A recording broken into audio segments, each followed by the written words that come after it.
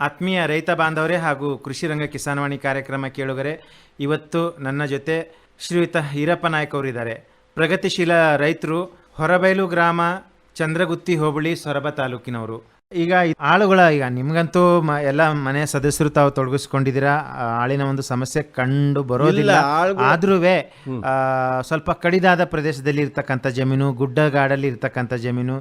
So ಹೇಗೆ ನಿರ್ವಹಣೆ ಮಾಡ್ತಾ ಇದ್ದೀರಾ ಆಳುಗಳದ್ದು ಒಂದು ನಿರ್ವಹಣೆಗೆ ಬಂದ್ರೆ? ಈಗ ಗುಡ್ಡಗಾಡು ಅಂತ ಹೇಳಿದ್ರೆ ನಮ್ಮ ರಬ್ಬರ್ ಇದೆ, ಅಲ್ಲಿ ಕಳೆ ಇವೆಲ್ಲ ಬೆಳೀತದೆ ಗಿಡಗಳೆಲ್ಲ. ಅದಕ್ಕೂ ಅಷ್ಟೇ ಗ್ರಾಮಕ್ಸಾಯನ್ ಅಂತ ಒಮ್ಮೆ ಸಾಯಿ ಅದಕ್ಕೆ. ಅಂದ್ರೆ ಬುಡ ಆಳವಾಗಿ ಹೋಗಬಾರ್ದು, ಅದು ಕಳೆನಾಶಗಳನ್ನು ಹೊಡೆದ್ರೆ ಆಳವಾಗಿ ಹೋಗಬಾರ್ದು ಯಾವತ್ತು. ಮೇಲೆ ಒಂದು ಪಟ್ಟೆ ತಲೆ ಸೌರಿದಂಗೆ ಆಗ್ಬೇಕು, ಮತ್ತದೊಂದು ತಿಂಗಳ ಮೇಲೆ ಹುಟ್ಲಿ, ತೊಂದರೆ ಇಲ್ಲ. ಈ ಕೆಲವ್ರು ಏನ್ ಮಾಡ್ತಾರೆ, ಆಳವಾಗಿ ಹೋಗೋಂಥದ್ದು ರೌಂಡ್ ಅಪ್ ಅವನ್ನೆಲ್ಲ ಹೊಡಿತಾರೆ. ಅಡಿಕೆ ತೋಟಕ್ಕೆ ದೊಡ್ಡ ಅಫೆಕ್ಟ್ ಆಗ್ತಾ ಇರೋದೇ ಅದು. ಮತ್ತೀಗ ಕಳೆನಾಶಕಗಳನ್ನೆಲ್ಲ ತೋಟಕ್ಕೆ ಹೊಡಿತಾ ಇರೋದ್ರಿಂದ ಕೊಳೆ ಜಾಸ್ತಿ ಆಗ್ತಾ ಇದೆ. ಅದು ಯಾಕಂದ್ರೆ ನಾನು ಮೊನ್ನೆ ಒಂದು ಪ್ರಾಯೋಗಿಕವಾಗಿ ಮಾಡಿ ನೋಡಿದೆ, ಅದರಲ್ಲಿ ನನಗೆ ಸಕ್ಸಸ್ ಆಗಿ ಕಾಣ್ತದೆ. ಕೆಲವ್ರು ಹೇಳ್ತಾ ಇದ್ರು ಅದೇನಾಯ್ತು ಅಂದ್ರೆ, ಒಂದು 5 ಗುಂಟೆ ಪ್ರದೇಶದಲ್ಲಿ ಅಲ್ಲಿ ಬಹಳ ಸೆದೆ ಬೆಳೀತಿತ್ತು ಅಂತ ಕಳೆನಾಶಕ ಹೊಡೆದು ಬಂದೆ. ಅಲ್ಲಿ ನೋಡಿದೆ ಸ್ವಲ್ಪ, ಅಲ್ಲಿ 10 ಅಡಿಕೆ ಗಿಡ ಇದೆ, ಅಲ್ಲಿ ಕೊನೆ ಬಂದಿರೋದು 10ರಲ್ಲಿ 5 ಗಿಡದಲ್ಲಿ ಅಲ್ಲಿ ಅಡಿಕೆ ಉದುರಿ ಹೋಗಿದೆ. ಕೊಳೆ ಬರಲಿಕ್ಕೆ ಅವಕಾಶ ನಾವೇ ತಗೊಂಡಂಗೆ. ಆಮೇಲೆ ಬೇರೆ ಒಂದು 3/4 ಎಕರೆ ಅಷ್ಟು 1 ಎಕರೆ ಪ್ರದೇಶದಲ್ಲಿ ನಾನು ಕಳೆನಾಶಕಗಳನ್ನ ಸ್ಪ್ರೇ ಮಾಡೋದು ಬೇಡ, ಅದನ್ನ ಹಾಗೆ ಸವರ್ಸ್ಬಿಡೋಣ, ಮಿಷನ್ ಹಚ್ಚಿ ಇದನ್ನ ಹಚ್ಚಿ ಹೊಡೆಸಿ ಕ್ಲೀನ್ ಮಾಡೋಣ ಅಂತಾನೆ ಬಿಟ್ಟೆ. ಎಲ್ಲೋ ಹೇಳ್ತಾ ಇದ್ರು ಕೆಲವರು ಕಳೆನಾಶಕ ಹೊಡೆಯೋದ್ರಿಂದನೇ ಕೊಳೆ ಬರ್ತದೆ. ಆದರೆ ಪರ್ಸೆಂಟೇಜ್ ಕೆಲವರು ಜಾಸ್ತಿ ಯಾಕೆ ಹೊಡಿತಾರೆ, ಅದರಿಂದ ಆಗ್ತದೆ ಅಂತ ನಾನು ಯೋಚನೆ ಮಾಡಿದ್ದೆ. ಆದ್ರೆ ನಾನು ಹಾಕಿರೋದು 50% ಔಷಧಿ. ಈಗ 12 ಲೀಟರ್ ಕ್ಯಾನಿಗೆ 50 ml ಹಾಕ್ಯಂಡು ಹೊಡೆದ್ರು ಸಮೇತ ಅದರಿಂದ ಸ್ವಲ್ಪ ಎಫೆಕ್ಟ್ ಆಗಿದೆ. ಅದು ಖಂಡಿತವಾಗ್ಲೂ ಹಾಗೆ ಆಗ್ತದೆ. ಈಗ ನಮ್ಮ ಮಲೆನಾಡು ಏರಿಯಾದಲ್ಲಿ ಅಡಿಕೆ ತೋಟಗಳೆಲ್ಲ ಹೋಗ್ತಾ ಬಂದವ್ರಿ ಭಾಳಷ್ಟೆಲ್ಲ. ಎಲ್ಲ ಒಂಥರ ಎಲೆ ಚುಕ್ಕಿ, ಇಳುವರಿ ಕಮ್ಮಿ ಆಗ್ತದೆ. ಪ್ರತಿ ವರ್ಷನೂ ಏನಾದ್ರೂ ಒಂದು ಕುತ್ತು ಬರ್ತಾ ಇದೆ, ಬರ್ತದೆ ಹೊಸದಾಗಿ ಬರ್ತಾ ಇದೆ. ನೀವೇನೋ ಹಳೇದು ಇದನ್ನ ನಾವು ಉಪಚಾರ ಮಾಡಿದೀವಿ, ಇನ್ನೊಂದು ಸರಿ ಆಗ್ಬೇಕು ಅನ್ನೋದ್ರಲ್ಲಿ ಇನ್ನೊಂದು ಬರುತ್ತೆ. ಸೊ ಹಾಗಾಗಿ ಏನು ಮೂಲ ಪ್ರದೇಶ ಇದೆ, ಮಲೆನಾಡು ಪ್ರದೇಶದಲ್ಲಿ ಏನು ಅಡಿಕೆ ಒಂದು ಬೆಳೀತಕ್ಕಂಥ ಒಂದು ಪ್ರದೇಶ ಇದೆ, ಅದು ಅಲ್ಲಿ ಇಳುವರಿನೂ ಕಡಿಮೆ ಆಗ್ತಾ ಇದೆ, ಆಮೇಲೆ ಬೆಳೀತಕ್ಕಂಥ ಒಂದು ಪ್ರದೇಶ ಕೂಡ ಕಡಿಮೆ ಆಗ್ತಾ ಇದೆ. ಈಗ ಅದನ್ನೇ ನಾವು ಹೋಲಿಸಿದ್ರೆ ಬಯಲು ಸೀಮೆಗಳಲ್ಲಿ ಅದರ ಪ್ರಮಾಣ ಜಾಸ್ತಿ ಆಗ್ತಾ ಇದೆ. ಅಡಿಕೆ ಸಸಿಗಳನ್ನು ಹೊಸ ನಾಟಿ ಮಾಡ್ತಕ್ಕಂಥದ್ದು ಅಥವಾ ಅಡಿಕೆ ತೋಟ ಮಾಡ್ತಕ್ಕಂಥದ್ದು ಜಾಸ್ತಿ ಆಗ್ತಾ ಇದೆ. ಅರೆಮಲೆನಾಡು, ಬಯಲು ಸೀಮೆ, ಮಲೆನಾಡು, ಈ ಒಂದು ಪ್ರದೇಶದಲ್ಲಿ ನಿಮ್ಮ ಒಂದು ಅನುಭವದ ಪ್ರಕಾರ ಇದರ ಬಗ್ಗೆ ಏನು ಹೇಳ್ತೀರಾ? ಮುಂದಿನ ಒಂದು ದಿನಗಳಲ್ಲಿ ಯಾವ ರೀತಿಯಿಂದ ಆಗಬಹುದು ಅಥವಾ ಯಾವ ರೀತಿಯಿಂದ ಇದರ ಒಂದು ವ್ಯತಿರಿಕ್ತ ಪರಿಣಾಮ ಕೂಡ ಬೀರಬಹುದು ಅಂತ ಅನ್ನೋದ್ರ ಬಗ್ಗೆ. ಆದರೆ ಈಗ ನಮ್ಮ ಮಲೆನಾಡು ಏರಿಯಾದಲ್ಲಿ ಅಡಿಕೆ ಗಿಡಗಳಿಗೆ ಮೊದ್ಲು ಏನು ಹೇಳ್ತಾ ಇದ್ರು, ಅಡಿಕೆ ತಿಂದವ್ರಿಗೆ ಕ್ಯಾನ್ಸರ್ ಬರ್ತಿತ್ತು ಅಂತ. ಅಡಿಕೆ ಮರಕ್ಕೆ ಕ್ಯಾನ್ಸರ್ ಬಂದ್ಬಿಟ್ಟಿದೆ ಈಗ ಪ್ರದೇಶದಲ್ಲಿ. ಈ ಹೋದ್ ಸರಿ ಶುಂಠಿ, ಚೆನ್ನಾಗಿರೋ ಶುಂಠಿ 4-5 ದಿನದೊಳಗೆ ಡಮಾರ್ ಅಂದ್ ಹೋಯ್ತು, ಅಂದ್ರೆ ಕಾಯಿಲೆ ಬಂದೆಲ್ಲ ಕೆಂಪಾಗಿ ಹಾಸಿ ಹೋಯ್ತು. ಅದೇ ತರ ಆಗ್ತಾ ಇದೆ ಅಡಿಕೆ. ಮಳೆಗಾಲದಲ್ಲಿ ಹಸಿರಾಗಿ ಕಾಣ್ತದೆ, ಬಿಸಿಲು ದಿನ ಬಂದ ತಕ್ಷಣ ಅಡಿಕೆ ಗಿಡ ಬಾಡಿ ಹೋಗ್ತದೆ. ಅದರಲ್ಲಿ 10-15 ಹ್ಯಾಡ ಇರೋಂಥ ಪ್ರದೇಶದಲ್ಲಿ 4-5 ಹ್ಯಾಡ ತೆಳಗ್ ಬಸ್ತಿರ್ತದೆ. ಆ ಕೊನೆ ಬರೋ ಪ್ರಮಾಣನೂ ಹಂಗೆ, ಮೊದಲೊಂದು 4 ಕೊನೆ, 3 ಕೊನೆ, 4 ಕೊನೆ ಬಿಡಲಾಗಲೇ 1 ಕೊನೆಗೆ ಬಂದಿದೆ ಈಗ ಹಳೆ ತೋಟಗಳೆಲ್ಲ. ಅದೇನಾಗಿದೆ ಅಂದರೆ, ಚಂಡೆ ಮೊದಲೇ ಈ ಬೇರು ಹುಳ ಆಗಿಬಿಟ್ಟು ಚಂಡೆ ಇದು ಹೋಗ್ತೀವಿ ಅಂತಿದ್ರು. ಈಗ ಅದನ್ನ ಕಂಟ್ರೋಲಿಗೆ ತಂದ್ರು ಜನ, ಔಷಧಿ ಹಾಕಿ. ಆದ್ರೆ ಈಗ ಈ ಕಾಯಿಲೆ ಬಂದು ಅಟ್ಯಾಕ್ ಆಗಿದೆ. ಇದು ಮಲೆನಾಡು ಏರಿಯಾದಲ್ಲಿ ಬಹಳ ಇದೆ. ಈಗ ಇಲ್ಲಿ ತೊಗೊಳ್ರಿ, ಕೊಲ್ಲೂರು, ಹೊಸನಗರ, ಈ ಕಡೆ ನಮ್ಮ ಸಿದ್ದಾಪುರ, ಈ ಹತ್ತತ್ರ ನಮ್ಮೂರ ಹತ್ರ ಬಂದ್ಬಿಡ್ತದೆ ಈಗ ಹಿಂಗೆ ಸುತ್ತಗಟ್ಕೊಂಡು. ಅದು ಈಗ ಅಡಿಕೆ ತೋಟಕ್ಕೆ ಪರಿಯಾಗಿ ನಮ್ಮ ರೈತರು ಈಗ ಪಾಮ್ ಹಾಕ್ಬೋದು. ನಾನು ಭಾಳ ಜನ ರೈತರಿ ಅಂತೀನಿ, ಆ ಅಡಿಕೆ ಗಿಡದ ಮಧ್ಯೆ ಒಂದು 40 ಪಾಮ್ ಗಿಡಗಳನ್ನ ಹಾಕ್ರಿ, ಒಳ್ಳೆ ಇಳುವರಿ ತಗೋಬಹುದು ನಮ್ಮ ರೈತರು. ಅದು ಹೋಗ್ತದಾನೆ, ಅದಾರು ಬೆಳೆ ಉಳಿತದೆ. ಹೀಗೆ ಅಂತ ನಾನು ರೈತರಿಗೆ ಭಾಳ ಸಲಹೆ ಕೊಡ್ತೇನೆ. ಆದ್ರೆ ಜನಗಳಿಗೆ ಏನಾಗಿದೆ ಅಂದ್ರೆ, ಮತ್ತೂ ಅಡಿಕೆ ಗಿಡದ್ದೇ ಹುಚ್ಚು. ಒಂದು 100 ರೂಪಾಯಿ ಒಂದು ಗಿಡ. ಮೊನ್ನೆ ಒಬ್ರು ಹೇಳ್ತಾ ಇದ್ರು 150 ರೂಪಾಯಿ ಒಂದು ಗಿಡನೂ, ಅದು 2 ವರ್ಷದ ಗಿಡ 150 ರೂಪಾಯಿ. ಕೊಟ್ಟೆಯಲ್ಲಿ ಬೆಳೆಸಿದ್ದು 10 kg 20 kg ಕೊಟ್ಟೆಯಲ್ಲಿ ಬೆಳೆಸಿವಿ, 15 kg ಕೊಟ್ಟೆಯಲ್ಲಿ ಬೆಳೆಸಿದೀವಿ ಅಂತ ಹೇಳಿ ರೈತರಿಗೆ ಅವರು ಹೇಳ್ತಾ ಇರ್ತಾರೆ. ಆದ್ರೆ ನಮ್ಮ ರೈತರಾದರೂ ಒಂದು ತೆಂಗಿನ ಗಿಡ ಹತ್ತಲಿಕ್ಕೆ ಯೋಚನೆ ಮಾಡಲ್ಲ. ತೆಂಗಿನ ಗಿಡ ತೆಂಗನ್ನು ಹಾಕ್ಲಿಕ್ಕೆ ನೋಡಲ್ಲ, ತೆಂಗಿನ ಪ್ರಮಾಣ ಕಮ್ಮಿ ಆಗಿರೋದ್ರಿಂದ ಅಡಿಕೆ ತೋಟ ಜಾಸ್ತಿ ಆಯ್ತು, ಅಡಿಕೆ ಮೇಲೆ ಜನರಿಗೆ ನಿಗಾ ಆಯ್ತು. ಆದ್ರೆ ತೆಂಗಿನಲ್ಲಿ ನೋಡಿ ಈಗ 70 ರೂಪಾಯಿ 80 ರೂಪಾಯಿ ಕೆಜಿ, ಕೊಬ್ಬರಿ ಎಣ್ಣೆ 500 ರೂಪಾಯಿ ಲೀಟರ್. ಹೌದು ಹೌದು ಹೌದು, ಕೊಬ್ಬರಿ ಎಣ್ಣೆ 500 ರೂಪಾಯಿ ಲೀಟರ್ ಹೌದು ಆಗಿದೆ. ಆದ್ರೆ ನಮ್ಮ ಭಾಗದಲ್ಲಿ ಎಲ್ಲ ರೈತರು ತಾವು ಸ್ವಂತ ಬೆಳ್ಕೊಂತಾರೆ. 5 kg 10 kg ಬಂದು ಸ್ವಂತ ಎಣ್ಣೆ ಮಾಡಿಸ್ಕೊಂಡು ಹೋಗ್ತಾರೆ. ನಮ್ದು ಮಿಲ್ಲು ಇದೆ, ಎಣ್ಣೆ ಮಿಲ್, ಕೊಬ್ಬರಿ ಎಣ್ಣೆ ಮಿಲ್ ಇದೆ, ಅರ್ಶಿನ ಪುಡಿದೆಲ್ಲ ಇದೆ. ಆದ್ರೆ ಮೊದಲೆಲ್ಲ ರೈತರು ಪೇಟೆಗೆ ಹೋಗಿ ಎಣ್ಣೆ ಈಗೂ ಎಣ್ಣೆ ಮಾಡ್ತೀರಾ ಕೊಬ್ಬರಿ ಎಣ್ಣಿನ ಅಂತಾರೆ. ಈಗ ಸ್ವಲ್ಪ ಮುಗ್ಗು ಬಂದ್ಬಿಡುತ್ತೆ. ಹಾಗಾಗಿ ಸದ್ಯ ಇನ್ನು ಚೌತಿ ನಂತರ ಬಿಸಿಲು ಬಿಟ್ಟ ಮೇಲೆ ಸಯ್ಯಪ್ಪ ಈಗ ಮಾಡೋಕ್ಕಾಗಲ್ಲ. ನಮ್ದು ಕಾಯಿ ಭಾಳ ಇದೆ, ಒಡಿಲಿಕ್ಕೆ ಒಡೆದು ಹಾಕಿದ್ರೆ ಹಾಳಾಗ್ಬಿಡುತ್ತೆ ಈಗ ಎಣ್ಣೆ ಮಾಡಲಿಕ್ಕೆ. ಹಾಗಾಗಿ ಈಗ ರೈತರಾದರೂ ಒಂದೇ ಬೆಳೆ ನಂಬ್ಕೊಂಡಿರೋದು ಅಲ್ಲ, ಮತ್ತು ಇತರೆ ಈ ಹೊಸ ಹೊಸ ತಂತ್ರಜ್ಞಾನದಲ್ಲಿ ನಮ್ಮ ಕಾಲು ಬುಡದಲ್ಲೇ ಇರೋದನ್ನ ನಾವು ಇನ್ನು ಕೆದಕಿ ನೋಡಿ ಹೀಗೆ ಮಾಡಿದ್ರೆ ಹೇಗೆ, ಹೀಗೆ ಮಾಡಿದ್ರೆ ಹೇಗೆ ಅಂತ ಒಂದು ಪ್ರಯೋಗವಾಗಿ, ಭತ್ತ ಇರ್ಬೋದು, ಕಬ್ಬು ಇರ್ಬೋದು, ಅಡಿಕೆ ಇರ್ಬೋದು, ಇತರೆ ಬೆಳೆಗಳು ಅವನ್ನೆಲ್ಲವನ್ನು ಮಾಡಬೇಕು ನಮ್ಮ ರೈತರು. ಯಾಕಂದ್ರೆ ಇರೋ ಜಮೀನನ್ನು ಮಾರಿದ್ರೆ ದುಡ್ಡು ಬರ್ತದೆ, ನಮಗೆ ಬೇಕಾದಾಗ ಜಮೀನು ಸಿಗಲ್ಲ. ಹೀಗಾಗಿ ದುಡ್ಡು ಸಿಕ್ತು ಅಂದ್ರೆ ಮನುಷ್ಯ ದುಡ್ಡು ಉಳಿಯೋಲ್ಲ. ಎಷ್ಟೇ ಇದು ಮಾಡಿದ್ರು ದುಡ್ಡು ಉಳಿಯೋದಿಲ್ಲ. ಆಮೇಲೆ ಜಮೀನು ಕೊಂಡ್ಕೊಳ್ಬೇಕಾದ್ರೆ ಸಿಗಲ್ಲ ಆಮೇಲೆ. ಹಾಗೆ ಆಗಿದೆ ನಮ್ಮ ಏರಿಯಾದಲ್ಲೆಲ್ಲ. ಕೆಲವರೆಲ್ಲ ಮಾರಿ ಅವ್ರು ಅಮೆರಿಕಕ್ಕೆ ಹೋದ್ರು, ತಂದೆ ತಾಯಿಗಳನ್ನೆಲ್ಲ ಬೆಂಗಳೂರಲ್ಲಿ ಬಿಟ್ಟು ಈಗ ಬಂದು ಜಮೀನು ಇಲ್ಲಿ ಹುಡುಕ್ತಾ ಇದ್ದಾರೆ. ಅವಾಗ 2 ಲಕ್ಷ 3 ಲಕ್ಷಕ್ಕೆ ಮಾರಿದ್ರು, ಈಗ 25 ಲಕ್ಷ ಅಂದ್ರೂ 1 ಎಕರೆ ಜಮೀನು ಸಿಗ್ತಾ ಇಲ್ಲ. ಈ ತರ ಆಗಿದೆ ನಮ್ಮ ಏರಿಯಾದಲ್ಲೇ. ಬಹಳ ಜನ ಈ ಥರ ಎಲ್ಲ ಮುಂದುವರೆದಂಥ ಜನಗಳು ಮಾರ್ಕೆಟ್ ಹೋಗಿ ಈಗ ಅದು ಕಷ್ಟಕ್ಕೆ ಬಂದಿದೆ ಈಗೆಲ್ಲ. ಹಾಗಾಗಿ ಅಲ್ಲಿ ಇರೋದೆಲ್ಲ ಬೇರೆ ಬೇರೆ ಕಾಸ್ಟ್ನರೆಲ್ಲ ಖರೀದಿ ಮಾಡಿಬಿಟ್ರು ಜಮೀನು. ಈಗ ಅವರು ಹೈ ಲೆವೆಲ್, ಈಗ 1 ಎಕರೆಗೆ 25 ಲಕ್ಷ 30 ಲಕ್ಷ ಒಂದೊಂದು ಎಕರೆಕ್ಕೆ. ಅಷ್ಟು ಅಷ್ಟು ಏರಿಯಾದಲ್ಲೆಲ್ಲ 2 ಲಕ್ಷ 1.5 ಲಕ್ಷ 3 ಲಕ್ಷ ಹಿಂಗೆಲ್ಲ ಖರೀದಿ ಕೊಟ್ಟು ಹೋದ್ರು. ಈಗ ಈ ಜಮೀನ್ ರೇಟ್ ದಿನ ದಿನ ಏರ್ತಾ ಇದೆ. ನಮ್ಮ ರೈತರಾದರೂ ಜಮೀನು ಉಳಿಸಬೇಕು, ಯಾವತ್ತೂ ಯಾವುದೂ ಮಾರಬಾರ್ದು. ಈಗ ನಮ್ದು ಹಣ ಏನಿದ್ರು ತಾತ್ಕಾಲಿಕ. ನಾವು ಎಲ್ಲಾ ತರದ ಬೆಳೆಗಳನ್ನು ಯಾವುದನ್ನು ಖಾಲಿ ಬಿಟ್ಟಿಲ್ಲ, ಎಲ್ಲಾ ಜಾಗನೂ ಭರ್ತಿ ಮಾಡಿದ್ದೀವಿ. ಈ ಸರಿ ಬಿದಿರು ಸಮೇತ ಹಾಕಿದ್ದೀನಿ. ಹೋದ್ ಸರಿನ ಹಾಕಿದೆ ಬಿದಿರು, 1-2 ಎಕರೆ ಬಿದಿರು ಹಾಕಿದೆ. ಇದು ಫಾರೆಸ್ಟ್ ತರ ಒಂದಿಷ್ಟು ಬೆಳೆಸ್ಕೊಂಡಿದ್ದೀನಿ 2 ಎಕರೆ. ಅದರಲ್ಲಿ ಇದು ಏನಂದ್ರೆ ಕಾಳುಮೆಣಸು ಹಾಕಿ, ಅದರಲ್ಲಿ ಜಂಬೆ, ಹೊನ್ನೆ, ನಂದಿ, ಬೀಟೆ, ಎಲ್ಲೋ 1-2 ಗಂಧದ ಗಿಡಗಳು ಸಣ್ಣವು, ಈ ಥರ ಎಲ್ಲದೂ ಇದೆ. ಅದ್ರ ಪಕ್ಕದಲ್ಲೇ ಬಿದಿರನ್ನ 2 ಎಕರೆ ಬಿದಿರು ಹಾಕಿದೆ ಈ ಸರಿ. ನಮ್ಮ ಹೊಸನಗರದ ಬದಿಯವರು ಒಬ್ರು ಕುಮಾರ್ ಅಂತಕ್ಕಂಥವ್ರು, ಅದು ಯಾವುದೋ ಒಂದು ಕಂಪನಿ ಅಂತ ಹೇಳಿದ್ರು, ಈ ಭಾಗದಲ್ಲೆಲ್ಲ ರೈತರಿಗೆಲ್ಲ ತಂದು ಕೊಟ್ಟಿದ್ದಾರೆ. ಮತ್ತೆ ಅವರೇ ತಗೊಳ್ತಾರೆ, ಅವರೇ ಖರೀದಿ ಮಾಡ್ತಾರೆ. ಈಗ ನಾವು ಹಾಕಿ ಏನಾದರೂ ಒಡಂಬಡಿಕೆ ಮಾಡ್ಕೊಂಡು ಹೌದು, ಅವರೇ ಎಲ್ಲ. ಅದು ಲೇಡೀಸಿಗೆ 60 ಗಿಡಗಳನ್ನ, ಒಬ್ಬೊಬ್ಬ ಹೆಂಗಸರಿಗೆ 60 ಗಿಡಗಳನ್ನ ಅವರು ಕೊಡ್ತಾರೆ. ಈಗ ನಾವೊಂದು ನಮ್ಮ ಮನೆ ಸೊಸೆ, ನಮ್ಮ ಮನೆಯವರು ಎಲ್ಲರದು ಸೇರಿ 4 ಪಾಣಿ ಕೊಟ್ಬಿಟ್ಟು 1-2 ಎಕರೆ ಬಿದಿರು ಹಾಕಿದ್ದೇವೆ. ಚೆನ್ನಾಗಿ ಬಂದಿದೆ ಬಿದಿರೆಲ್ಲ. ಮತ್ತೆ ಅದು ದನಗಳನ್ನ ಮತ್ತೆ ಪ್ರಾಣಿಗಳಿಂದ 1-2-3 ವರ್ಷ ರಕ್ಷಣೆ ಮಾಡ್ಕೊಬಿಟ್ರೆ ಚೆನ್ನಾಗಾಗ್ತದೆ. ಅದಕ್ಕೆ ಜೀವಂತ ಬೇಲಿ ತರ ಮಾಡಿಬಿಟ್ಟಿದ್ದೇವೆ. ಹೇಗೆ ಮಾಡೇವಿ ಅಂದ್ರೆ, ಈ ಗೊಬ್ಬರ ಗಿಡಗಳು ಗ್ಲಿರಿಶಿಡಿಯಾ ಮಧ್ಯದಲ್ಲಿ 5-5 ಅಡಿ ಎಲ್ಲ ಗೂಟ ಹೋಗಿದ್ಬಿಟ್ವಿ, ಅವೆಲ್ಲ ಚಿಗುರಿಕೆಂತು. ಡ್ರಿಪ್ ಪೈಪ್ ನಮ್ಮ ತೋಟದಲ್ಲಿ ತೆಗೆದೋಗದಿರ್ತೇವೆ, ಹಳೆ ಪೈಪ್ ಅನ್ನ 3 ಪೈಪ್ಗಳನ್ನ ಅದು ಸುತ್ತಿ ಬಿಟ್ವಿ. ಆಮೇಲೆ ಬಲೆ ಹಾಕ್ಬಿಟ್ವಿ.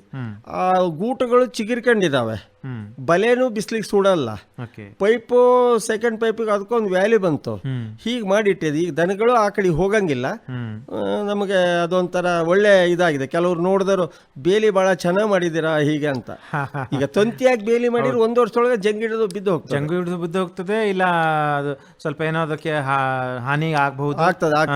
ಆಮೇಲೆ ಮೀನುಗಾರಿಕೆನೂ ಒಂದು ಕೃಷಿ ಹೊಂಡ ಮಾಡಿದ್ದೇವೆ 50-50ರಲ್ಲಿ.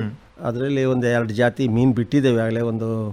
ಮೊದಲೊಂದು ಬೆಳೆ ತೆಗೆದ್ವಿ, ಅದರಲ್ಲಿ ಸೆಕೆಂಡ್ ಮತ್ತೊಂದು ಬೆಳೆ ಹಾಕ್ಲಿಕ್ಕೆ ಬಿಟ್ಟಿದ್ದೇವೆ. ಈಗ ಅದಕ್ಕೆ ಕೊಬ್ಬರಿ ಹಿಂಡಿ, ಈ ನಾವು ಮಿಲ್ ಸಣ್ಣ ಮಿನಿ ಮಿಲ್ ಇದೆ, ಅದರಲ್ಲಿ ಅಕ್ಕಿ ತೌಡು ಎಲ್ಲ ಬರ್ತದೆ. ಅಂದರೆ ಅದು ಕೊಬ್ಬಟ್ಟು ಜೊತೆಗೆ ಬಂದ್ಬಿಡುತ್ತೆ, ಅವ್ರು ಯಾರು ಒಯ್ಯಲ್ಲ. ನುಚ್ಚು ಅದೆಲ್ಲ ಇರ್ತದೆ, ಅದನ್ನೆಲ್ಲ ತಗೊಂಡು ಹಾಕ್ತೀವಿ. ಮತ್ತೆ ದನಿಂದು ಸಗಣಿ ಅದನ್ನು ತಗೊಂಡು ಹಾಕ್ತೀವಿ. ಎಲ್ಲ ಮಾಡಿದ್ರು. ಆಮೇಲೆ ಸ್ವಲ್ಪ ಆಗಾಗ ಎಲ್ಲ ಶೇಂಗಾ ಹಿಂಡಿ ಹಾಕಿದ್ರೆ ಭಾಳ ಚೆನ್ನಾಗಿ ಬರ್ತದೆ ಅಂದರು. ಅದನ್ನು ಒಂದು ಸ್ವಲ್ಪ ಹಾಕಿ ಅದನ್ನು ಬೆಳೆಸ್ತಾ ಇದ್ದೀವಿ. ಆಮೇಲೆ ಕಾಫಿ ಇದೆ, ಕೆಲವೆಲ್ಲ ಕಾಳು ಮೆಣಸನ್ನ ಪ್ರತಿ ಒಂದೊಂದು ಕಾಡು ಮರಕ್ಕೆಲ್ಲ ಮತ್ತೆ ಹಚ್ಚಿದ್ವಿ. ಮೊದಲು ಎಲ್ಲ ಹಚ್ಚಿದ್ದೇವೆ, ರಬ್ಬರ್ ಮರಕ್ಕೆ ಹಚ್ಚಿದ್ದೇನೆ. ರಬ್ಬರ್ ಗಿಡಗಳಿಗೆ ಹೊಸದಾಗಿ 1-2 ಎಕರೆ 2.5 ಎಕರೆ ಪ್ಲಾಂಟೇಶನ್ ಇದೆ. ಅದಕ್ಕೂ ಸಮೇತ ಕಾಳು ಮೆಣಸು ಹಚ್ಚೇನೆ. ಆಗಲೇ 4 ಅಡಿ 5 ಅಡಿ ಹೋಗ್ಬಿಟ್ಟಿದೆ. ಅದು ಒಂದು ಸೈಡ್ ವಾರಿ ಮಾಡಿಬಿಟ್ಟು ಅದು ತೆಗಿಯೋದು. ಆಮೇಲೆ 35 ವರ್ಷ ಆಯ್ತು ರಬ್ಬರ್ ಹಾಕಿ. ಅದನ್ನು ನಾವು ಸ್ವಂತ ಇಟ್ಕೊಂಡಿದ್ದೇವೆ. ಎಲ್ಲ ಮಿಶ್ರ ಬೆಳೆಗಳು. ಹೌದು, ಎಲ್ಲ ಮಿಶ್ರ ಬೆಳೆ ಇದೆ. ಎಲ್ಲಾ ತರದ ಮಿಶ್ರ ಬೆಳೆ ಯಾವುದು ಇಲ್ಲ ಅನ್ನಂಗಿಲ್ಲ. ಎಲ್ಲಾ ತರದ ಬೆಳೆನೂ ಇಟ್ಕೊಂಡಿದ್ದೇವೆ. ಆಮೇಲೆ ತೆಂಗಿದೆ, ತೆಂಗಿನ ಬೆಳೆ ಇದೆ. ಆಮೇಲೆ ಅದು ಇದು ಒಂದು ಲ್ಯಾಂಡ್ನಲ್ಲಿ ಇರೋದು ಈ 10-12 ಎಕರೆಯಲ್ಲಿ ಕುಸ್ಕಿಯಲ್ಲಿ. ಈ ಹಣ್ಣಿನ ಬೆಳೆ ಬೆಳಿಲಿಕ್ಕೆ ಮಂಗಗಳು ಬಿಡಲ್ಲ. ಮಂಗ ನಾವು 8 ದಿನ 15 ದಿನ ಬರ್ತಾರೆ, ಕಾಯಿ ನೋಡ್ಕೊಂಡು ಹೋಗಿರ್ತಾರೆ, ಅವತ್ತು ಬಂದು ಕಿತ್ಕೊಂಡು ಹೋಗ್ಬಿಡ್ತಾರೆ. ನಾವು ಅವ್ರನ್ನ ಕಾಯಂಗಿಲ್ಲ, ಅವರು ನಮ್ಮನ್ನ ಕಾದು ತಗೊಂಡು ಹೋಗ್ತಾರೆ. ಆಮೇಲೆ ಈ ಎಳ್ಳೀರೆಲ್ಲ ಕುಡಿತಾ ಇದ್ದವು ಮಂಗಗಳು. ಅವಕ್ಕೆ ನೀರಿನ ಕೊರತೆ. ಒಂದ್ 2-3 ಕಲ್ಲು ಬಾನಿ ಅಥವಾ ಒಂದು ಇದ್ರ ಬಾನಿಯಲ್ಲೆಲ್ಲ ನೀರ್ ಹಾಕಿಟ್ಟೆ. ಅವು ನೀರ್ ಕುಡ್ಕೊಂಡು ಹೋದು ನಮ್ ಕಾಯಿ ತಿನ್ನೋದ್ ಬಿಟ್ಟು.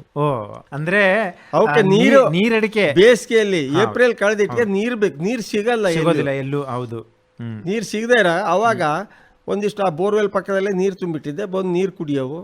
ನಮ್ ಕೃಷಿ ಹೊಂಡ ಇಳಿಯಕ್ ಬರಲ್ಲ, ಇಳಿದು ಹತ್ಲಿಕ್ಕೆ ಆಗಲ್ಲ, ಜಾರ್ತದೆ. ಹಾಗಾಗಿ ಇಲ್ಲಿ ಬಂದು ನೀರು ಕುಡಿಯೋದು ಇದು ಮಾಡ್ತಾ ಇದ್ವು. ಆ ಮಂಗಗಳು ಸಮೇತ ನನಗೆ ಆ ಎಳ್ನೀರು ಕುಡಿಯೋದಂದ ಹಾನಿ ಬಿಟ್ಟು ಬೇರೆ ಪೇರ್ಲಣ್ಣು ತಿಂತವೆ, ಬೇರೆ ಹಣ್ಣುಗಳನ್ನೆಲ್ಲ ಕಿತ್ಕೊಂಡು ಹೋಗ್ತಾವೆ, ಎಂತ ಮಾಡಂಗಿಲ್ಲ. ಹಾಗಾಗಿ ನಾವು ಬೇಕಾದಷ್ಟು ಹಣ್ಣಿನ ಬೆಳೆ ಬೆಳಿಬೋದು ನಮ್ಮ ಪ್ಲಾಟ್ನಲ್ಲಿ. ಒಂದು ನಮ್ಮ ಕೈ ಸಿಗಲ್ಲ, ಅವನ್ನೆಲ್ಲ ಬಿಟ್ಬಿಟ್ಟೆ. ಈಗ ಪೈನಾಪಲ್ಲು ಅವನ್ನೆಲ್ಲ ಬಿಟ್ಬಿಟ್ಟಿದ್ದೇವೆ, ಈಗ ಆಗಲ್ಲ ಮಾಡೋದು. ಈಗ ಮತ್ತೆ ಭತ್ತಕ್ಕೆ ಬರೋಣ. ಭತ್ತದಲ್ಲಿ ಈಗ ಏನು ಸಾಂಪ್ರದಾಯಿಕ ಪದ್ಧತಿಯಿಂದ ತಾವು ಬೆಳೀತಾ ಇದ್ದೀರಿ, ಅದಕ್ಕೆ ಹೋಲಿಸಿದ್ರೆ ಈಗ ಏನು ಸಹ್ಯಾದ್ರಿ ಮುಕ್ತಿ ಭತ್ತ ಇದು ಬೆಳೀತಾ ಇದ್ದೀರಿ, ಖರ್ಚು ವೆಚ್ಚದ ಬಗ್ಗೆ ಏನು ಹೇಳ್ತೀರಾ ಇದ್ರ? ಸರ್, ಈಗ 1 ಎಕರೆ ನಾವು ಫಸ್ಟ್ ಸ್ಟಾರ್ಟಿಂಗ್ ಹಾಳಿ ಬದ ಅರ್ಲ್ ಹೊಡಿಲಿಕ್ಕೆ ಅಂದರೆ ಈಗ ಪವರ್ ಟಿಲ್ಲರು ನಾನು 75 ಟಿಲ್ಲರ್ ತಂದು ಅರ್ಲ್ ಹೊಡಿತಿದ್ದೆ. ನಮ್ಮ ರೈತರಿಗೆ 6ರಿಂದ 7 ತಾಸದೊಳಗೆ 2ನೇ ಮಗ್ಲನ್ನ ರೆಡಿ ಮಾಡಿ ಕೊಡ್ತಿದ್ದೆ ಅವ್ರಿಗೆ ನಾಟಿಗೆ. ಈಗಿನವರು 10 ತಾಸಿಗೂ ಅರ್ಲ್ ಮಾಡಿಕೊಡಲ್ಲ. ಈಗ 750 ರೂಪಾಯಿ 1 ಗಂಟೆ. 10 ತಾಸು 1 ಎಕರೆಯಲ್ಲಿ ಅವ್ರು ಮಾಡೋದಾದ್ರೆ 7,500 ರೂಪಾಯಿ ಬೇಕು. 7,500 ರೂಪಾಯಿ ಅರ್ಲ್ ಹೊಡಿಲಿಕ್ಕೆ ಆಗ್ತದೆ. ಅದು ಉಳಿತಾಯ ಮಾಡ್ಬೋದು ನಾವು ಟ್ರ್ಯಾಕ್ಟರ್ ಇಟ್ಕೊಂಡ್ರೆ. ಈ ಒಣ ಇದನ್ನ ಮಾಡೋದ್ರಿಂದ ಹಾಳಿ ಬದ ಕೆತ್ತಲಿಕ್ಕೆ ಜಡ್ ಬೆಳೆಯೋದಕ್ಕಿಂತ ಒಣದನ್ನೇ ಲೈಟ್ ಹಾಕಿ ಕಿತ್ಕೊಂಡು ಸ್ವಲ್ಪ ಲೈಟಿ ಕಳೆನಾಶಕ ಹೊಡ್ಕೊಂಡ್ಬಿಟ್ಟು ಚೆನ್ನಾಗಿ ಹೆರ್ ತೆಗೆದ್ಬಿಟ್ರೆ ಮುಗೀತು. ಅದರಲ್ಲಿ ನಮ್ಗೆ ಉಳಿತಾಯ. ಈ ಹಾಳಿ ಬದುಗಳು ಒಂದು ಸಣ್ಣ ಹಾಳಿದ್ರು ಹಾಳಿ ಕೆತ್ತಲಿಕ್ಕೆ ಇವತ್ತು 600 ರೂಪಾಯಿ ಒಬ್ಬ ಹಾಳಿ ಪಗಾರ ಕೊಡಬೇಕು. ಅದರಲ್ಲೂ ನಮ್ಗೆ ಉಳಿತಾಯ ಅದ ತೆಳ್ಳಗೆ ಕೆತ್ಕೊಬಿಟ್ರೆ ಮುಗಿದೋಯ್ತು. ಈಗ ನಮ್ಮದು ಆ ಇಡೀ ಒಂದು ಗದ್ದೆಗೆ ಅರ್ಲ್ ಮಾಡಿ ನಾವು ಹಾಳಿ ಬದ ಕೆತ್ತಲಿಕ್ಕೆ ಹೋದ್ರೆ 10 ಆಳ್ ಬೇಕಾಗ್ತಿತ್ತು. ಬರೇ ಮೊನ್ನೆ 3 ಆಳ್ನಲ್ಲೇ ಈ ಒಣ ಭತ್ತ ಬೀರ್ದ ನಾನು 3 ಆಳ್ನಲ್ಲೇ ಮುಗೀತು. ಟ್ರ್ಯಾಕ್ಟ್ರು 1 ಎಕರೆ ಹುಡ್ಲಿಕ್ಕೆ 2.5 ತಾಸು ಫಸ್ಟ್ ರೋಟೋಮೀಟರ್ ಹೊಡೆದ. ಸೆಕೆಂಡು ಭತ್ತ ಬೀರಿದಾಗ 1 ತಾಸಿಗೆ ಮುಗಿದೋಯ್ತು. 3.5 ತಾಸಿಗೆ ಮುಗೀತು. 3.5 ಅಂತ ಹೇಳಿದ್ರೆ 1,100 ರೂಪಾಯಿ ಹೇಳ್ದವ. ನಾ ಹೇಳೋದು ಲೆಕ್ಕ ಹಾಕ್ರಿ. ಒಂದು ಟಿಲ್ಲರಲ್ಲಿ ಅರ್ಲು ಹೊಡೆದು 7,500 ರೂಪಾಯಿಯಲ್ಲಿ ನಮಗೆ ಇದರಲ್ಲಿ 3,500 ಇದಾಯ್ತು. ಅರ್ಧಕ್ಕರ್ಧ ಅದು ಉಳಿತು. ಆಳ್ ಪಗಾರ. ಈ ಹಾಳಿ ಬದ ಕೆತ್ತಿ ಅದನ್ನೆಲ್ಲ ಮಾಡಿ 8-10 ಆಳು ಹಿಡಿದು ಅದನ್ನೆಲ್ಲ ಕೆತ್ತೋದ್ಕಿಂತ ಇಲ್ಲಿ ಒಂದು 2.5ರಿಂದ 3 ಆಳೊಳಗೆ ಹಾಳಿ ಬದ ಕೆತ್ತಿ ಕ್ಲೀನ್ ಆಗೋದು ಮುಗೀತು. ಇಲ್ಲಿ 1,500 2,000 ಆಳು ಕೆಲಸ ಮುಗೀತು. ಅಲ್ಲಿ 10 ಆಳಿಗೆ ಸುಮಾರು 5,500ರಿಂದ 6,000 ರೂಪಾಯಿ ಅವರಿಗೆ ಆಳು ಕೂಲಿಯಲ್ಲಿ ಉಳಿತಾ ಇತ್ತು. ಆಮೇಲೆ ಗದ್ದೆ ನಾಟಿ ಮಾಡಲಿಕ್ಕೆ ಅದಕ್ಕೆ ಜನಗಳು 1 ಎಕರೆಗೆ ನಮ್ಮ ಭಾಗದಲ್ಲಿ 15 ಜನ ಬೇಕಾಗ್ತದೆ. 1 ಎಕರೆ ನಾಟಿ ಮಾಡಲಿಕ್ಕೆ ಇವತ್ತೇ 400 ರೂಪಾಯಿ ಪಗಾರ ಹೇಳ್ತಾರೆ. 400 ರೂಪಾಯಿ ಪಗಾರ ಇದೆ. ಈ ನಾವು ಬೀರ್ ಮಾಡೋದ್ರಿಂದ ಜೊತೆಗೆ ತಿಂಡಿ ಕೊಡ್ಬೇಕು, ಊಟ ಕೊಡ್ಬೇಕು, ಟೈಮ್ ಇಲ್ಲ. ಬರ್ತಾ 9:30 ಹೊರಡೋರಿಗೆ 10:30 ಯಾರು ಹೊರಡಲ್ಲ. ಸಂಜೆ ನಮ್ಗೆ ಹೇಳಲ್ಲ, 5 ಗಂಟೆ ಆತು ಹೊಂಟುಬಿಟ್ರು ಅವರು. ಬೆಳಗ್ಗೆ ಮಾತ್ರ ಬರ್ಲಿಕ್ಕೆ ಅವ್ರಿಗೆ ಟೈಮ್ ಇಲ್ಲ. ಕೆಲ್ಸಗಾರರು ಅವ್ರ ಹತ್ರ ಒದ್ದಾಟ ಜಾಸ್ತಿ ಆಗ್ತದೆ. ಅದೆಲ್ಲ ನಾವು ಎಷ್ಟೋ ತಪ್ಪಿಸ್ಕೊಂಡಿದ್ದೇನೆ ಈಗ. ಆಮೇಲೆ ಕೊಯ್ಲ್ ಟೈಮಿಗೆ ಒಂದು ಸ್ವಲ್ಪ ನಮಗೆ ಗೊಂದಲಾಟ ಆಗ್ತದೆ. ಅವಾಗ ಜನಗಳು ಯಾವ್ದಾರ ತರದಲ್ಲಿ ಹಿಡ್ಕೊಂಡು ಮಾಡ್ಲಿಕ್ಕೆ ಅನುಕೂಲ ಆಗ್ತದೆ. ಅದಕ್ಕೆ ಲೆಕ್ಕ ಹಾಕಿದ್ರೆ ಬಹಳಷ್ಟು ಖರ್ಚು ಬರೋದು ನಾಟಿ ಮಾಡೋದ್ರಿಂದ ಅದೆಲ್ಲ. ಮತ್ತು ಈ ಕಳೆ ಅದು ಹೇಳಿದೆ, ಎಲ್ಲೋ ಅಲ್ಲೊಂದು ಇಲ್ಲೊಂದು ಕಳೆಗಳು ಇದ್ದಾಗ ನಾವೇನು ಕರೆಕ್ಟಾಗಿ ಕಳೆನಾಶಕಗಳ ನಿರ್ವಹಣೆ ಕರೆಕ್ಟಾಗಿ ಮಾಡಿದಾಗ ನಮಗೊಂದು 3 ಆಳಿನೊಳಗೆ ಎಡೆನೆಟ್ಟಿ ಅಂದರೆ ಹೋದಲ್ಲಿ ಬೈಲಿದ್ದಲ್ಲಿ ಅಲ್ಲಿ ಇದಕ್ಕಿಂತ ಅಲ್ಲೇ ಹಚ್ಚೋದು. ಆಮೇಲೆ ಕಳೆ ಸುತ್ತಮುತ್ತ ಅದರಲ್ಲಿ ನಮಗೆ 250 ರೂಪಾಯಿ ಹಳೆ ಆಳು ಕೂಲಿಯಲ್ಲೇ ನಮಗೆ ಮುಗಿದು ಹೋಯ್ತು. ಆಳು ಕೂಲಿ 250 ರೂಪಾಯಿದಲ್ಲೇ ಕಳೆ ಲೆಕ್ಕದಲ್ಲಿ ಅದು ಮುಗಿದೋಯ್ತು. ಅದಕ್ಕೆ 300-400 ರೂಪಾಯಿ, 300-350 ರೂಪಾಯಿ, 400 ರೂಪಾಯಿ ಈಗ ಗದ್ದೆ ಆಳು ನಾಟಿ ಮಾಡ್ಲಿಕ್ಕೆ. ಕೀಳೋದು ಹಚ್ಚೋದು ಅಂದ ತಕ್ಷಣ ಈ ನಮ್ಮ ಬೇರೆ ಬದಿಗೆಲ್ಲ ರೇಟ್ ಕಡಿಮೆ ಇದೆ, ನಮ್ಮ ಬದಿಗೆಲ್ಲ ಬಹಳ ಎಲ್ಲದೂ ಎಲ್ಲರೂ ರೈತರು ಹೌದು, ಅವರೇ ಕೂಲಿನೂ ಮಾಡ್ತಾರೆ. ಹಾಗಾಗಿ ಅವ್ರ ಕೆಲಸ ಮುಗಿದ ಮೇಲೆ ನಮ್ದಕ್ಕೆ ಬರೋದು ನಾಟಿ ಮಾಡ್ಲಿಕ್ಕೆ. ಮೊದಲು ಅವ್ರದ್ದು ಮುಗಿಸ್ಕೊಂತಾರೆ. ಈಗ ಸಾಮೂಹಿಕ ರೀತಿಯಿಂದ ಈಗ ಧರ್ಮಸ್ಥಳ ಗ್ರಾಮಾಭಿವೃದ್ಧಿ ಯೋಜನೆಯವರು ಆ ಕಡೆ ಉಡುಪಿ ಮತ್ತೆ ಮಂಗಳೂರು ಕಡೆ ಏನ್ ಮಾಡ್ತಾರೆ ಅಂತಂದ್ರೆ, ಸದಸ್ಯರು ಏನ್ ಮಾಡ್ಕೊಂಡಿದಾರಲ್ಲ, ನಿಮ್ ಜಮೀನಲ್ಲಿದ್ರೆ ಎಲ್ಲಾರು ಒಟ್ಟಿಗೆ ಬರ್ತಾರೆ, ನಿಮ್ ಜಮೀನಿನ ಕೆಲಸ ಮುಗಿಸ್ಕೊಂಡು ಇನ್ನೊಂದು ಜಮೀನಿಗೆ ಹೋಗ್ತಾರೆ. ಈಗ ನಮ್ಮಲ್ಲಿ ಹಾಗೇನೆ ಅವ್ರದ್ದೊಂದು 10 ಜನ 12 ಜನರದ್ದು ಒಂದು ಬ್ಯಾಚ್. ಮೊದ್ಲೆಲ್ಲ ಹೋಗಿ ಅವ್ರ ಒಬ್ರು ಗದ್ದಿ ನೆಟ್ರು, ಒಂದಿನ ಇವ್ರ ಗದ್ದಿ ನೆಟ್ರು, ಮತ್ತೊಂದಿನ ಅವ್ರ ಸಾಮೂಹಿಕವಾಗಿ ಮಾಡಿ ಲಾಸ್ಟ್ ಉಳಿದ ಮೇಲೆ ನಮ್ಗೆ ಗದ್ದಿ ಬರೋದಾಯ್ತು. ಇನ್ನು ಅವರೂ ಬರ್ಲಿಕ್ಕೆ ಆಗ್ಲಿಲ್ಲ ಅಂದ್ರೆ ನಾವು ಹೊರಗಡೆಯಿಂದ ಜನ ಕರ್ಕೊಂಡ್ಬರ್ತೀವಿ, ವಾಹನದಲ್ಲಿ ಕರ್ಕೊಂಡ್ಬಂದು ಕೆಲಸ ಮಾಡ್ತೀವಿ. ಇದು ಯಾವುದು ನನಗೆ ತಲೆ ಬಿಸಿನೇ ಇಲ್ಲ. ಈಗ ಆರಾಮಿದ್ದೀನಿ ನಾನು, ಅಂದ್ರೆ ರಿಸ್ಕ್ ಇಲ್ದಂಗ ನಮ್ ಕೆಲಸ ಮುಗಿದೋಯ್ತು. ತೋಟಕ್ಕೆ ಮದ್ದಾಯ್ತು, ಎಲ್ಲ ಆಯ್ತು. 5-6 ದಿನದಿಂದ ಆರಾಮ್ ಫ್ರೀಯಾ ಮನೆ ಬದಿಯಾಗೆ ತಣ್ಣಗಿದ್ದೀನಿ. ಈ ಕೆಲವರಿಗೆ ಹೊರಲೊಡಿಯೋದು ಏನಪ್ಪ ಆಗಲ್ಲ, ಕೆಲಸ ಆಗಲ್ಲ ಅಂತ ಗೊಂದಲಾಟದಲ್ಲಿದೆ. ನಮ್ಗೆ ಆ ಥರ ತಲೆ ಬಿಸಿನೇ ಇಲ್ಲ, ನಮಗೆ ಯಾವ ಟೆನ್ಷನ್ನೂ ಇಲ್ಲ. ಹೀಗಿದ್ದೀವಿ. ಆದರೆ ರೈತರು ಖರ್ಚು ಕಮ್ಮಿ ಮಾಡಿ ಬೆಳೆಯನ್ನ ತಗೋಬೇಕು. ಆ ಥರ ಬೆಳೆ ಬೆಳಿಬೇಕು ಅಂದ್ರೆ ಇದು ಈ ಥರ ಮಾಡಿ, ಭತ್ತ ಬೀರದಿರ್ಬೋದು, ಈ ಥರ ಕೆಲವಷ್ಟೆಲ್ಲ ಮಾಡಿ, ಈ ಥರ ಬೇರೆ ಬೇರೆ ಧಾನ್ಯ ಗಿಡಗಳು ಅಥವಾ ಈಗ ಪಾಮ್ ಇರ್ಬೋದು, ಇಂತಿಂಥ ಬೆಳೆಗಳು ಬೆಳ್ಕೊಂಡ್ರೆ ಯಾವುದೋ ಒಂದು ಕಾಟ ಇರಲ್ಲ, ಮಾಡಲಿ ಅಂತಾನೆ ರೈತರಿಗೆ ಹೇಳಿ. ಇಳುವರಿಗೆ ಹೋಲಿಸಿದ್ರೆ ಸಾಂಪ್ರದಾಯಿಕವಾಗಿ ಏನ್ ಬೆಳೀತಾ ಇದ್ದೀರಿ ಮತ್ತೆ ಸಹ್ಯಾದ್ರಿ ಮುಕ್ತಿ ಏನ್ ಈಗ ಬೆಳೀತಾ ಇದ್ದೀರಿ, ಏನ್ ವ್ಯತ್ಯಾಸ ಕಂಡಿದ್ದೀರಿ ಮತ್ತೆ ನಿಮ್ಮ ಒಂದು ಅನುಭವ ಹೇಳಿದ್ರು. ಈಗ ನಮ್ದು ಬೇರೆ, ನಾವು ಈ ಬೇರೆ ಭತ್ತ ಮಾರಲಿಕ್ಕೆ ಹೋದ್ರೆ 1700-1800 ರೂಪಾಯಿ 1 ಕ್ವಿಂಟಲ್ ಹೇಳ್ತಾ ಇದ್ರು. ಅದೇ ಸಹ್ಯಾದ್ರಿ ಮುಕ್ತಿ ಮಾರಿದಾಗ 2700-800 ಭತ್ತ ಮಾರಿದೆ. ಭತ್ತ ಇಳುವರಿಯಲ್ಲೂ ಭತ್ತ ಸಿಕ್ತು, ಇದು ಸಿಕ್ತು. ಈಗ ಅದೇ ತರ ಕೆಂಪಕ್ಕಿನೇ ಮಾಡಿದ್ದೇನೆ, ನನಗೆ ಉತ್ತಮವಾದ ಬೆಲೆ ಸಿಗ್ತದೆ ಅಂತ ನನಗೆ ಭರವಸೆ ಇದೆ. ಭತ್ತನೂ ಚೆನ್ನಾಗಿ ಆಗಿದೆ, ಬಹಳ ಚೆನ್ನಾಗಿ ಗೆಡ್ಡೆ ತಂಟೆ ಎಲ್ಲ ಚೆನ್ನಾಗಿ ಹೊಡೆದಿದೆ ಭತ್ತ. ಹಂಗೆ ನೆಕ್ಸ್ಟ್ ಒಳ್ಳೆ ಇಳುವರಿ ತಗೊಂಡಿಲ್ಲ, ಇದನ್ನ ತಗೊಂಡಿಲ್ಲ. ಹೋದ್ ಸರಿ ಎಲ್ಲ ಹಾಕಿದ್ವಿ ಸಹ್ಯಾದ್ರಿ ಮುಕ್ತಿ ತಗೊಂಡಿದ್ದು, ಇದು ಕೆಂಪು ಮುಕ್ತಿ ಅಂತ. ಇದು ಕೆಂಪು ಮುಕ್ತಿ ಭತ್ತ. ಮತ್ತು ಅದ್ರ ಬೇರುಗಳನ್ನು ನೋಡಿದ್ರೆ ಬಹಳಷ್ಟು ಇದೆ. ಒಂದು ಬೂಡಾಕಿತ್ರ 50 ಬೇರು ಹೀಗಿದೆ. ಹಂಗೆ ಒಳ್ಳೆ ಭಾರಿ ಫಾಸ್ಟ್ ಗ್ರೋತ್, ಇದು ಚೆನ್ನಾಗಿ ಬೆಳೀತದೆ ಅಂತ. ಇದು ಹೊಸದಾಗಷ್ಟೇ ಬಿಡುಗಡೆ ಆಗಿರೋದು ಈ ಸರಿ ಮಾಡಿರೋದು. ಈ ಭತ್ತನ ಎಲ್ಲರೂ ಮಾಡ್ಲಿ ಅಂತ ಹೇಳ್ತೀನಿ. ಮಾಡ್ಲಿ, ರೈತರಿಗೆ ಈ ಬೇಸಾಯ ಬೇಡ ಅಂದರು ಸಮೇತ ಬೇಸಾಯ ಮಾಡಿ ಉಳಿಸ್ಕೋಬಹುದು ಅಂತ ಹೇಳದೆ ಒಂದು ನಂದು. ಯಾಕಂದ್ರೆ ಭತ್ತದಲ್ಲಿ ನಮಗೆ ಲಾಭ ಇಲ್ಲ ಅನ್ನೋದೇ ಎಲ್ಲರೂ ಹೇಳೋದು. ಈಗ ನಮ್ಮ ರೈತರದ್ದು ಭತ್ತದಲ್ಲಿ ಲಾಭ ಇಲ್ಲ ಅಂತಾನೆ ಹೇಳೋದು. ಆದ್ರೆ ಈ ತರ ಒಳ್ಳೆ ಬೆಳೆ ಈ ತರ ಮಾಡ್ಕೊಂಡ್ರೆ ರೈತರಿಗೆ ಅನುಕೂಲ ಆಗ್ತದೆ ಭತ್ತದಲ್ಲಿ. ಒಳ್ಳೆಯದು ಈರಪ್ಪ ನಾಯ್ಕ ಅವರೇ, ತಾವು ಇದುವರೆಗೆ ವೈವಿಧ್ಯಮಯ ಕೃಷಿ ತಾವು ಮಾಡ್ತಾನೆ ಇದ್ದೀರಾ. ತಮ್ಮ ಸಂದರ್ಶನಗಳು ನಮ್ಮ ರೈತರು ಕೇಳ್ತಾನೆ ಇರ್ತಾರೆ, ನಮ್ಮ ಕೇಳುಗರು ಕೇಳ್ತಾನೆ ಇರ್ತಾರೆ. ಒಂದಲ್ಲ ಒಂದು ಹೊಸತನ, ಒಂದಲ್ಲ ಒಂದು ನಾವೀನ್ಯತೆ, ಒಂದಲ್ಲ ಒಂದು ಏನು ಭರವಸೆ ಮೂಡ್ತಕ್ಕಂಥ ಒಂದು ಕಾರ್ಯಕ್ರಮಗಳನ್ನು, ಒಂದು ಕೆಲಸನ ತಾವು ಮಾಡ್ತಾ ಇದ್ದೀರಾ ತಮ್ಮ ಜಮೀನಲ್ಲಿ. ಅದನ್ನೇ ತಾವು ಕೃಷಿ ಒಂದು ಸಸ್ಯಗಾರ ಅಂತ ಹೇಳ್ಬೋದು, ಸಂಶೋಧನಾ ಕೇಂದ್ರ ಅಂತಲೇ ಹೇಳ್ಬೋದು. ಆ ಥರ ಆ ನಿಟ್ಟಿನಲ್ಲಿ ತಾವು ತೊಡಗಿಸ್ಕೊಂಡು ಬೇರೆಯವರಿಗೂ ಮಾದರಿಯಾಗಿದ್ದೀರಾ. ಪಕ್ಕದ ಹಳ್ಳಿಯ ರೈತರಿಗೂ, ಪಕ್ಕದ ಜಮೀನಿನವರಿಗೂ, ಊರಿನವರಿಗೂ ಕೂಡ ತಾವು ಮಾದರಿಯಾಗಿ ಕೃಷಿ ಬದುಕು ಸಾಗಿಸ್ತಾ ಇದ್ದೀರಾ. ಸಂಸಾರದ ಜೊತೆಗೆ, ಕೂಡು ಕುಟುಂಬದ ಜೊತೆಗೆ ನಿಮ್ಮ ಒಂದು ಸಂಶೋಧನೆ, ನಿಮ್ಮ ಒಂದು ವಿಚಾರ, ನಿಮ್ಮ ಒಂದು ಈ ಮುಂದಾಲೋಚನೆ ಹೀಗೆ ಮುಂದುವರಿಲಿ. ಎಲ್ಲ ಒಂದು ರೀತಿಯ ತಮಗೆ ಸಹಕಾರ ಸಿಗಲಿ, ಸಹಕಾರ ಕೊಡ್ತಾರೆ ಅಂತ ಒಂದು ಆಶಯದೊಂದಿಗೆ ಇದುವರೆಗೆ ತಾವು ನಮ್ಮ ಒಂದು ಕಾರ್ಯಕ್ರಮದಲ್ಲಿ ಭಾಗವಹಿಸಿ ಮಾಹಿತಿ ನೀಡಿದಿರುವುದಕ್ಕೆ ತಮಗೆ ಮತ್ತೊಮ್ಮೆ ಧನ್ಯವಾದ ಹಾಗೂ ನಮಸ್ಕಾರ. ಕೊನೆಯದಾಗಿ ತಮ್ಮನ್ನು ಸಂಪರ್ಕಿಸುವುದಾದರೆ, ತಮ್ಮ ಜಮೀನಿಗೆ ಬಂದು ಕೃಷಿ ನೇರವಾಗಿ ಅಲ್ಲೇನೆ ತಮ್ಮಿಂದ ಒಂದು ಮಾಹಿತಿ ಪಡೆಯುವುದಾದಲ್ಲಿ, ತಮ್ಮಿಂದ ಒಂದು ಸಲಹೆ ಪಡೆಯುವುದಾದಲ್ಲಿ ತಮ್ಮ ದೂರವಾಣಿ ಸಂಖ್ಯೆ. ಈಗ ನನ್ನ ಫೋನ್ ನಂಬರು 94 48 73 10:53 ಈ ಸಂಖ್ಯೆಗೆ ಬೆಳಿಗ್ಗೆ 10 ಬೆಳಿಗ್ಗೆ ಗಂಟೆಯಿಂದ 10 ಗಂಟೆಯಿಂದ ಫೋನ್ ಮಾಡಿ ರಾತ್ರಿ 6 ಗಂಟೆ ಯಾವ ಎಷ್ಟೊತ್ತಿಗೆ ಒಟ್ಟು ರಾತ್ರಿ 10 ಗಂಟೆ ತನಕ ಅವ್ರು ಎಷ್ಟೊತ್ತಿಗೆ ಫೋನ್ ಮಾಡಿದ್ರು. ಈಗೂ ಸಮೇತ ನಮ್ದು ಯೂಟ್ಯೂಬ್ನಲ್ಲಿ ತಾಳೆ, ರಬ್ಬರು, ಪಾಮು ಎಷ್ಟೋ ಹೊತ್ತಿಗೂ ಫೋನ್ ಮಾಡ್ತಾ ಇರ್ತಾರೆ ರೈತರು. ಯೂಟ್ಯೂಬಲ್ಲಿ ಈಗ ಇನ್ನೊಂದು ವಿಚಾರ ನಿಮ್ಗೆ ಹೇಳಿಲ್ಲ. ವಿಜಯ ಕರ್ನಾಟಕ ಪತ್ರಿಕೆಯವರು ಈ ಸಾರಿ ಬಂದರು.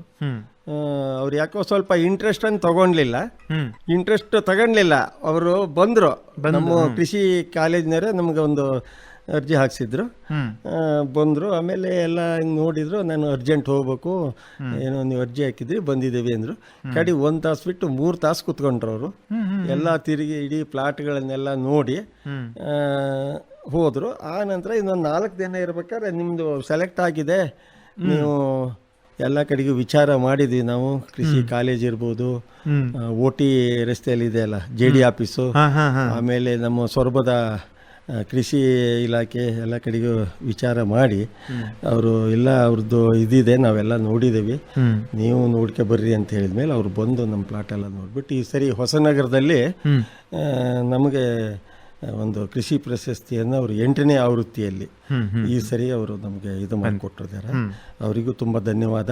ಮತ್ತು ಆಕಾಶವಾಣಿಯಲ್ಲಿ ಇಷ್ಟೊತ್ತು ನಾನು ಹೇಳಿರೋದನ್ನ ನೀವುಗಳು ಮತ್ತು ಸುಧಾಕರ್ ಸಾಹೇಬ್ರು ಇರ್ಬೋದು, ಸಿಬ್ಬಂದಿ ವರ್ಗದವ್ರು ಎಲ್ಲರಿಗೂ ಒಂದು ನಮಸ್ಕಾರ ಹೇಳ್ತಾ ಇದು ಮಾಡ್ತೀನಿ.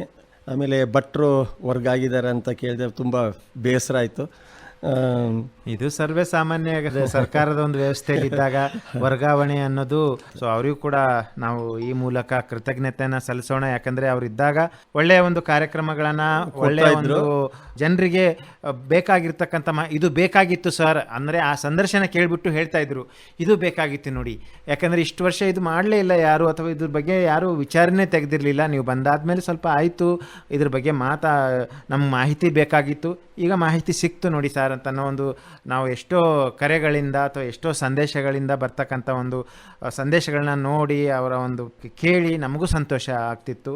ಸೊ ಈಗ ಇದ್ದಿದ್ರಲ್ಲೇ ನಾವು ಅದನ್ನು ಅನುಸರಿಸ್ಕೊಂಡು ಹೋಗೋಣ ಅಂತ ಹೇಳುತ್ತಾ, ಇದುವರೆಗೆ ತಾವು ಬಂದು ನಮ್ಮ ಒಂದು ಭದ್ರಾವತಿ ಶಿವಮೊಗ್ಗ FM ಆಕಾಶವಾಣಿ ಕೇಂದ್ರದಲ್ಲಿ ಮಾಹಿತಿ ನೀಡುವುದಕ್ಕೆ ಇನ್ನೊಮ್ಮೆ ತಮಗೆ ಧನ್ಯವಾದ ಹಾಗೂ ನಮಸ್ಕಾರ ಹೇಳ್ತಾ ಈ ಕಾರ್ಯಕ್ರಮ ಇಲ್ಲಿಗೆ ಮುಗಿಸೋಣ. ಮತ್ತೆ ಮುಂದಿನ ಒಂದು ಕಾರ್ಯಕ್ರಮದಲ್ಲಿ ಹೊಸ ವಿಚಾರದೊಂದಿಗೆ ಭೇಟಿಯಾಗೋಣ ಅಂತ ಹೇಳ್ತಾ ಎಲ್ರಿಗೂ ನಮಸ್ಕಾರ. ಎಲ್ಲರಿಗೂ ನಮಸ್ಕಾರ.